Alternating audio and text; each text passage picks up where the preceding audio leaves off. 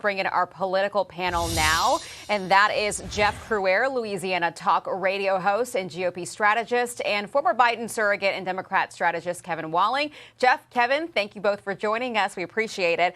Okay, so this is like deja vu all over again. We lived through this for weeks and weeks and weeks of trying to find a House Speaker in the fall.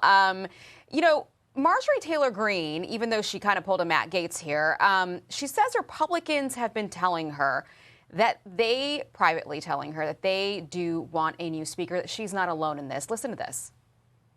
I assure you, I'm not the only one. I have support on this from others in my conference. And I'm not introducing this to throw the House into chaos. So, Jeff, what do you think about this? I mean, what's her strategy here? Well, Aisha, thanks for having me. I think she is representing the grassroots who are just so unhappy with cutting deals with Chuck Schumer, spending $1.6 trillion, adding to the deficit, giving Schumer and Joe Biden what they want. So there's just a lot of anger that the agenda of the GOP is really not being followed in Congress. I don't think that Mike Johnson is going to be removed because there's been so much chaos over the past few months. I don't think there's an appetite for more. And by the way, they keep shrinking. Their majority is down to like one. So I understand what she's doing. She represents a lot of the grassroots. People are unhappy with the Republican Congress. Mike Johnson is not standing up. These bills are outrageous, what is included in them. We're adding to this incredible federal debt. We're adding incredible amounts. And we're knocking on the door of $35 trillion as far as our federal debt goes. So the Republicans are not happy with Congress. I don't think this is going to end up with Mike Johnson being thrown out. There's so much turmoil, and they don't have any numbers to work with. It's horrible that these Republicans are leaving in the middle of a term that they were elected to, and just saying goodbye. And that makes me furious that these Republicans, now 4 of them, have checked out in the middle of a term. There's widespread discontent. I mean, privately, they tell you we can't get anything done. Why would we stay? Kevin, I want to ask you about these Democrats who are pouncing to try to take advantage of this now vulnerable speaker in a very fragile state here. To be truthful, Marjorie Taylor Greene may never actually bring this to a vote, but they're certainly trying. The Democrats are trying to get something out of this, specifically Ukraine aid. Well, listen, Aisha, I love the Yogi Berra quote at the outset in terms of deja vu all over again. It seems like that's the case. Listen, Marjorie Taylor Greene, speaking as a Democrat, is a carnival barker, and that's an insult to carnival barkers. There is probably an impulse for many Democrats to just sit back, get some popcorn, and watch this happen.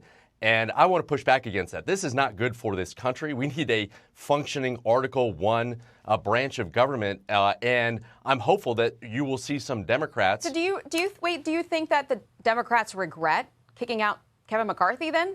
I don't think they necessarily regret that. I think we regret not holding the House to avoid some of these issues because, again, to Jeff's point, it's Republicans on Republican crime here in the lower chamber. And his point is a good one. When the fact that Mike Gallagher, who was, an up-and-coming, chaired the China Committee, Republican from Wisconsin, is saying, I don't even want to stay here through January. That speaks volumes about the dysfunction within the Republican caucus, and I think bodes well for a Speaker Jeffries come January. Okay. Well, I want to get back to you, Jeff, on especially Gallagher leaving and also Ken Buck at midnight last night officially is no longer a part of the GOP conference. So that presents another headache for Speaker Johnson here. Here's the balance of power as it stands now with Ken Buck out. Still awaiting Mike Gallagher to leave. But here we are, 218 to 213. Republicans can only lose 2. But on April 19th, when Gallagher leaves, they can only lose 1. I mean, Jeff, who would want to lead this small majority? It's amazing, Aisha. They started at 222. Let's go back a little bit. They kicked out George Santos. I don't believe they should have kicked out George Santos. And then McCarthy leaves. A representative leaves to take a position at a college. Ken Buck leaves. Now Mike Gallagher is leaving. So 217 is not a majority of 435. 218 is. So we've got some special elections coming up. I think these people that leave during the middle of a term should be forced to pay for the special elections.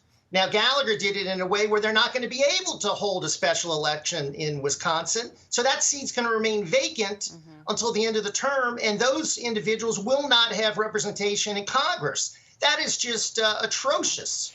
Okay, so I'm hearing rumors there could be another Republican leaving before the end of the term. They might as well just give it to Hakeem Jeffries at that point. I've been privately told by some rank and file that we're going to expect more Republicans to leave, which would really put them in crisis here. Quickly, I want to move on to the race for the White House, a different kind of house.